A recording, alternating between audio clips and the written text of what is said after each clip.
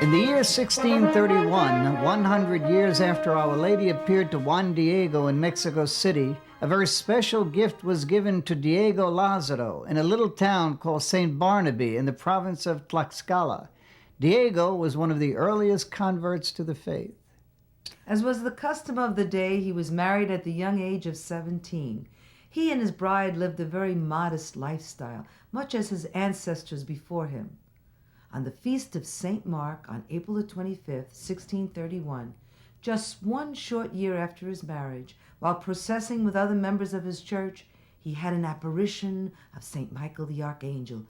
The angel said, "Know, my son, that I am St. Michael the Archangel. I come to tell you that it is God's will and mine that you tell the neighbors of this village and its surroundings that in a ravine that is made up of two hills and is in front of this place can be found a spring of miraculous water for all infirmities. It is under a big boulder. Don't doubt what I tell you or put aside what I command you." We don't know if it was because Diego didn't think anyone would believe him, but he told no one. He did nothing. As Scripture has warned, whenever someone has doubted the angel, the results have not been pretty. Remember Zechariah, the father of St. John the Baptist? And so it was with Diego. A few days after the angel had delivered his message, Diego fell gravely ill. Neither Diego nor his grieving family had any idea that his illness was attributed to his disobedience to the archangel. On May 8th, as Diego lay dying in his bed just 13 days after St. Michael had given him the message, a terrifying blast of light and sound, very much like a lightning bolt, came crashing through the small hut, sending even Diego's closest family scrambling for their lives. St. Michael had frightened everyone away so that he could have a conversation with Diego. When everybody returned, they were amazed not only to see that the grass hut had not burned to the ground, but that Diego could have survived the impact. Imagine the shock and surprise when they entered the hut only to see Diego sitting up in bed, fully recovered. He told them St. Michael had appeared to him and transported him to a ravine. St. Michael had told him the spot he was striking with his staff was where the fountain he had spoken of during the procession was located. He then told him to make it known or he would be greatly punished. As St. Michael touched the earth with his staff, rays of light shot down from heaven like a beacon on a lighthouse, pointing the way to this fountain, which, as the angel said, would be a spring for the health and healing of all infirmities. Now well and walking around, Diego knew what he had to do. He traveled 20 kilometers to tell the governor of Tlaxcala that the archangel wished people to come to the spring, which no one could see. Needless to say, they ridiculed the simple Indian, and when that did not discourage him, they threatened him physically. I believe he was more frightened with what the angel would do than what mere man could do. And so with his family's encouragement, they all set out to find the spring. Now the spot in the ravine which the angel had pointed to was covered by a huge boulder.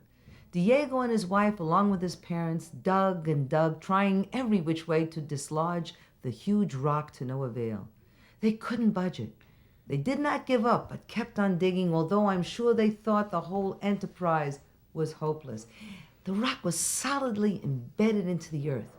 Suddenly, as if out of nowhere, a strikingly handsome young man appeared. His kind face was radiant. He asked them if he could help. As they gladly stepped to the side, he lightly pushed the stone, and it rolled away. He touched the spot the angel Michael had pointed to in the apparition, and water immediately began to come freely. The four began to dig until they could see a shimmering spring of clear, rippling water. Now you would think this would inspire Diego to shout from the mountaintops. But even after 2 apparitions of St. Michael, Diego lay back and did nothing. 6 months passed. We find Diego at Mass. Suddenly, out of nowhere, he felt the most excruciating pain in his legs. It felt as if his bones had been dislocated. Barely able to move, he literally dragged himself along the road. His whole lower body felt crushed. When Diego felt as if death would take him at any moment, St. Michael appeared a 3rd time. After chastising him even more severely than the first 2 times, he asked Diego if he had to punish him again, or would he do what he had ordered him to do? Again, Diego's mysterious ailment disappeared. Diego ran to the spring and filled some buckets with water, and with great haste set out for Puebla of the Angels. He went straight to the bishop, and after he had recounted his story, the bishop promised to investigate the apparitions. So that he could authentically verify what Diego had said, the bishop insisted Diego give the water to members of his household. Everyone who drank from the water from this miraculous spring was healed completely. The church scrupulously investigated the apparitions and the spring beginning in 1632.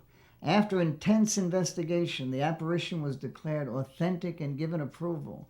In 1643, another investigation was called. In 1644, it was completed. Again, it was confirmed.